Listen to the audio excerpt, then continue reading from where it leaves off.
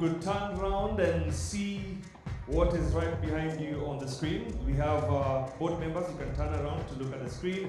And ladies and gentlemen, can I get a very big round of applause as we unveil the Public Policy Repository, a very important core or pillar in the Institute.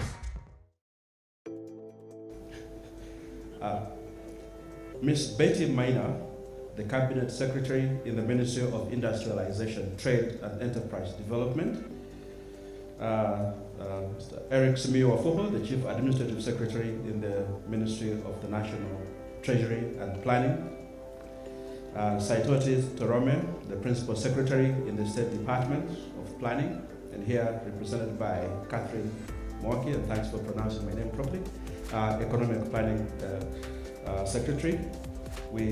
Jacqueline Mogeni, the Council of Governors, Professor Njuguna Ndung'u from the Africa Economic Research Consortium, the development partners that will be here today, representatives from the ministries, departments, and agencies, the KIPPRA board, the executive director for KIPPRA, the KIPPRA staff, members of the press, distinguished guests. Good afternoon. I want to thank the board and management of KIPPRA for inviting me to this open day event for the Institute. I have toured the booths, done that on his behalf, and they are well decorated with a variety of products from the Institute. Indeed, the event gives an opportunity for partners to learn more about KIPPRA and the service that it has to the public. I'm sure that the Institute will get rich feedback and make use of the same in ensuring that effective and efficient service delivery is secured. I'm aware that as we gather physically here today, there is also an audience following the event through live streaming. This helping to reach out to more people while observing the COVID-19 protocols. It is the new norm that we have. First, let me take this opportunity to congratulate the Institute for being ranked second best think tanks in the Sub-Saharan Africa during the year 2020. This demonstrating the Institute went against the odds to continue delivering on its mandate during a difficult period. Ladies and gentlemen, it has been a tough period since the first confirmed COVID case 19 was reported in Kenya, which is a year ago tomorrow. The pandemic has significantly affected our lives and livelihoods. Before 13th March 2020, we shook hands. Now we hit with the elbow with the song Hakuna Kusalimiana, Usinishike, Usiniguze, Tusalimiane kwa, those who know that song. You could easily identify through the faces, but now you can easily pass somebody because we have to wear masks. Some of us enjoyed nightlife, but the situation now cannot allow. Several Kenyans have lost their jobs, with only a few able to take up emerging opportunities. The government quickly instituted measures to manage the spread of the pandemic, cushion the vulnerable, and sustain the economic system. With the vaccine now here with us, we hope that the situation will change for the better. In May last year, the government unveiled the 8 points economic stimulus program to inject money into the economy in stimulating growth and cushioning families and companies as they navigate their way through the pandemic. In addition, the government has prepared a recovery strategy to enable the economy to build back better in regaining its medium-term growth trajectory. It is important for us to understand that when the economic system is paralyzed by a pandemic such as this, it is only the government that can inject a fresh breath in resuscitating that system. And that is what the government has committed to do in saving lives and livelihoods for all Kenyans.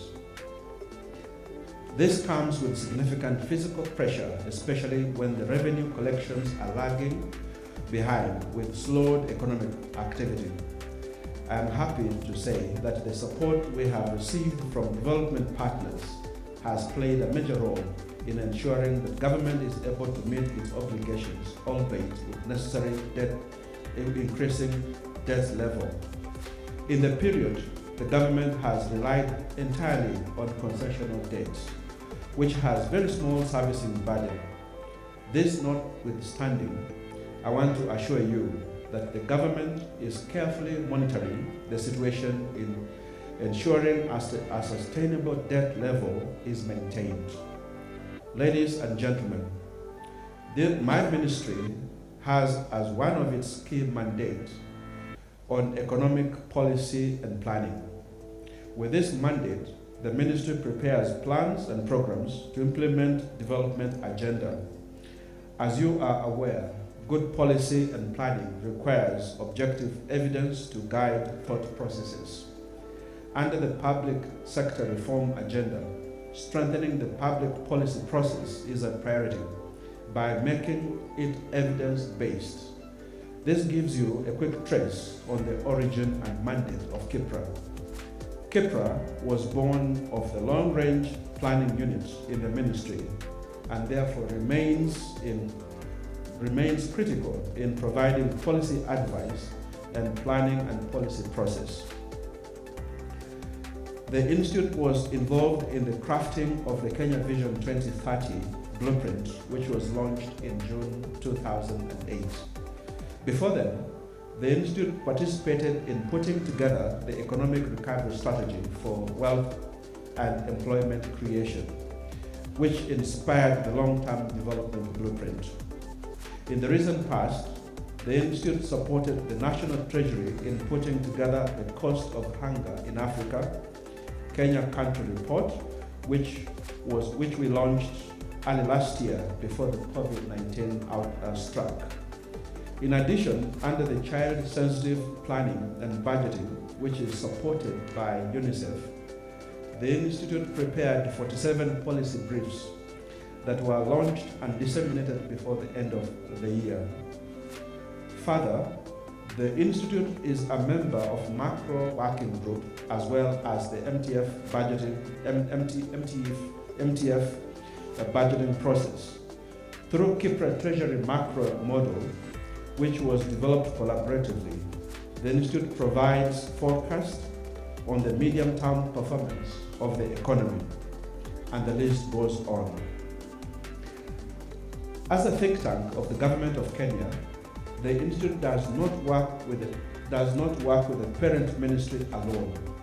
It also provides advisory and technical services to other ministries, departments, and agencies based on demand. This has seen the Institute support the review of national youth policy, the micro and small enterprise policy, and the development of the national leather development policy and data protection policy.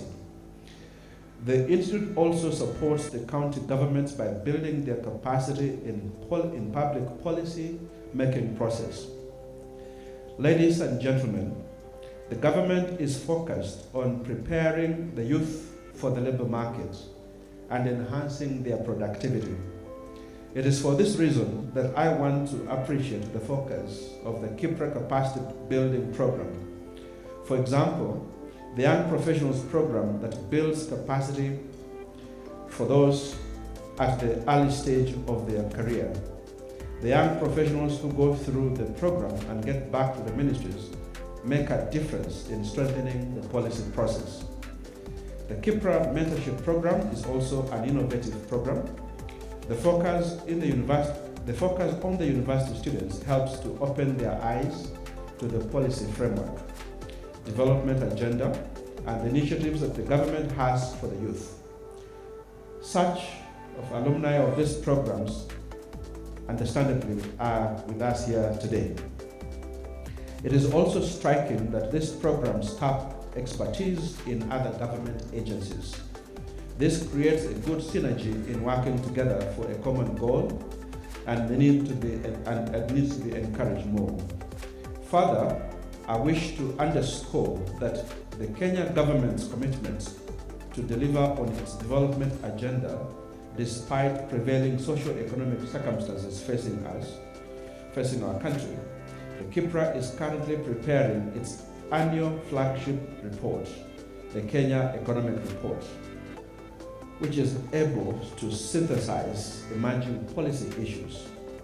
I'm also informed that the students with us today will be having an intellectual exchange this afternoon, sharing on how to enhance the role of the youth in addressing the challenges of the pandemic through technology and innovation.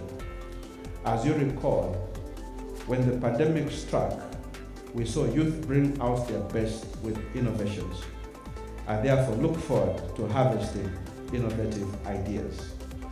And with those few remarks, I declare this KIPPRA Day event officially open and wish you a fruitful networking and exchange of ideas.